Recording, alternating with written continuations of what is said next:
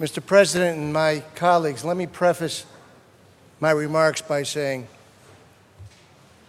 my feeling is, and my belief is, the most wonderful thing about this great experiment we call America in the United States is the fact for just about everybody in this room had a heritage and a history of their mom and their dad, their grandfather or their grandmother, their great-greats, their great-great-greats, coming here from a foreign land, creating a great melting pot, which, as we've come to call it, a wonderful mosaic.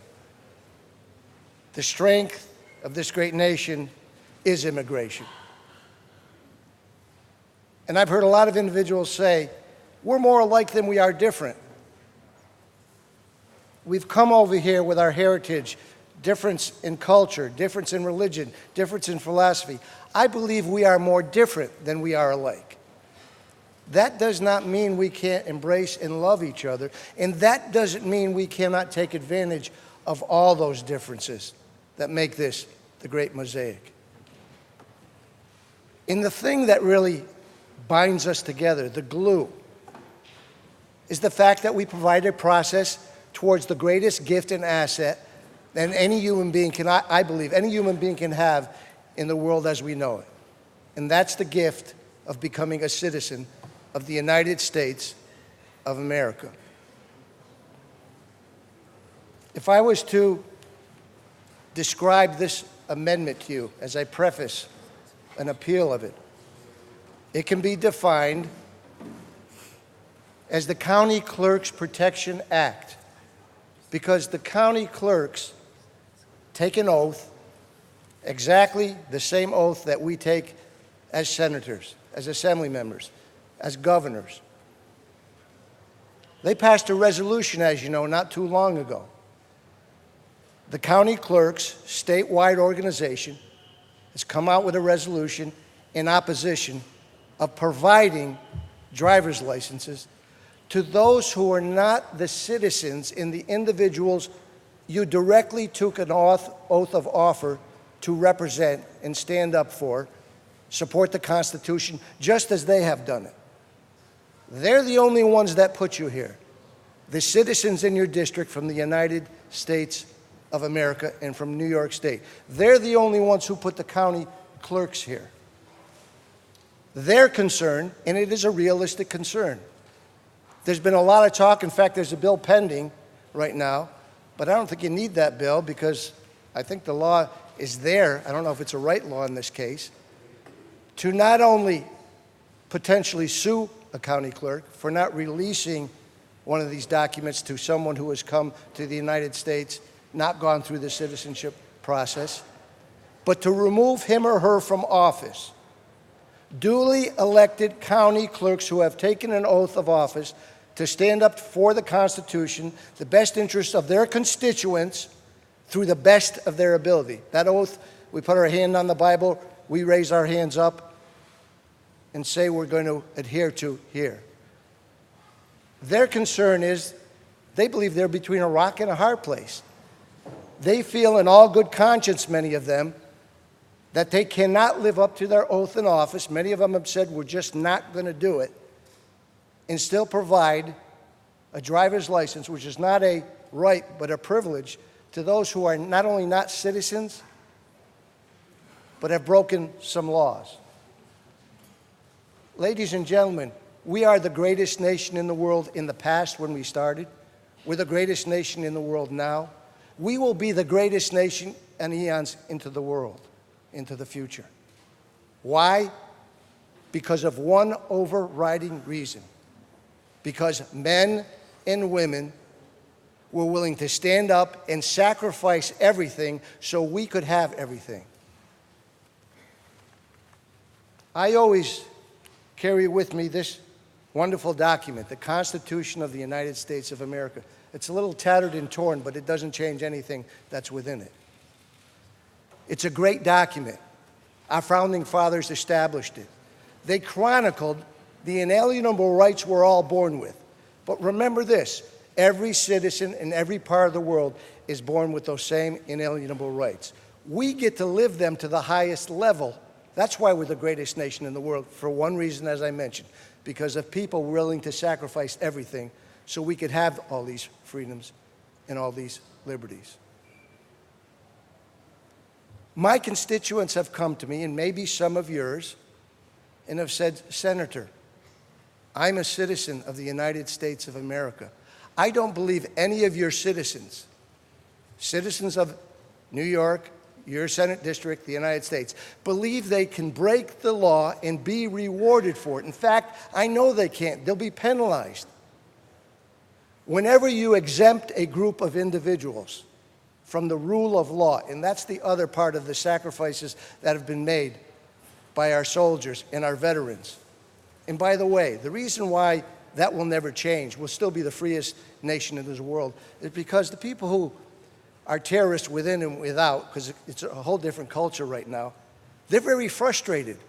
They can't destroy freedom and liberty because the lessons that we learned from our veterans and our soldiers is that we're going to sacrifice everything. They can blow up buildings, they can kill us, but they can't destroy freedom and liberty. And that's exactly what they want to do. And what we're saying here today, when constituents tell us, we're your citizenry, we put you in office, you took an oath to represent us, but yet the rule of law, which is so important for keeping our freedom and our liberty, you seem to be bending and breaking in your oath of office. And I'll tell you why. This is what they say. And believe me, I think a large portion of the people that come to the United States of America and come here illegally would be great assets to us. But you're incentivizing them not to follow the process. Think about it. If you give those people who come through the process illegally the rights, the freedoms, and the privileges of becoming a citizen, and those people waiting in line to become a citizen, when they see that happening, they're going to say to themselves, why should I go through that process? Why should I get to that point where I have what I believe is the greatest privilege any of us can have, to be that citizen? Because I can get all the rights and the privileges. And I know the media doesn't want to suggest this even, but I have to make that argument that I really do think down the road, you're going to say, they're here, so they've come here illegally, so they're driving illegally, so they don't have insurance, and that's illegal. But they need that so they can work, but it's illegal for them to work according to the federal government if they don't have certain documentation. So they've broken the law 4 times, and now my constituents say to me, Senator, now you're rewarding them with this privilege of getting a driver's license. That is discriminatory, and I know we pass a lot of bills to stop discrimination in New York State in a whole variety of ways. You're discriminating against the very people who you took an oath of office to represent, because they have to have a Social Security number.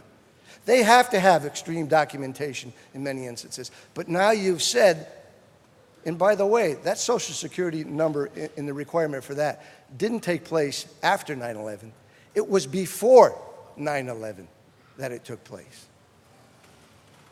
So the fact of the matter is, this amendment, and this is why it relates directly to the bill at hand, to give those here who have come here illegally and done some illegal things, we know, but could be good people, but we've got to incentivize them to follow the process and not use them as later on you say, well, they have everything that regular citizens have, so now we've got to give them voting rights. We know what the potential outcome is for that. We'll become the United States of non-citizens. If you give them every right we have, they will not be incentivized to go through the process of getting that greatest gift, to be a citizen. They will be incentivized to be non-citizens because they have all the rights and the privileges, including voting rights down the road. I have to suspect that that's the outcome you want to find. That's not a good outcome to build a stronger environment for the freest and most liberated nation in the world, the United States of America. What this particular amendment would do, and this is why it relates to the bill, would say we're going to indemnify those county clerks who took that same oath of office. We're going to say they can't be taken out of office because in good faith, they believe that oath you and I took and they took to uphold the Constitution and serve them to the best of my ability will be broken if they give them that driver's license. And I have to ask you a rhetorical question here. If a bill comes on this floor, I know you're in the majority now, one voice, one political affiliation from one region of the state, and you got to vote no on that bill because you feel it involves you doing something against the Constitution and against the oath of office you took, you're not only going to want to vote no, I believe, you're not going to follow through with what that bill says you have to do because you feel you're going to have to fail in swearing to God an oath of office to uphold the Constitution and to serve the public. The county clerks will feel no different. And they feel, through that resolution they've passed, in a whole variety of ways, that they would be failing in their oath of office to uphold this Constitution. This bill would identify them and say you cannot take them out of office if in good faith they say they refuse to provide that driver's license. I think we're going in the wrong direction on this. Mr. President, I would appeal your decision on this particular amendment. I feel it's only appropriate if in good faith our county clerks act and they say, upholding my oath of office, I cannot give this. It's discriminatory against our general citizenry, which I took an oath of office for, and the only reason we are sitting there and our county clerks are serving in the position they are in. I ask you to appeal, to support the appeal.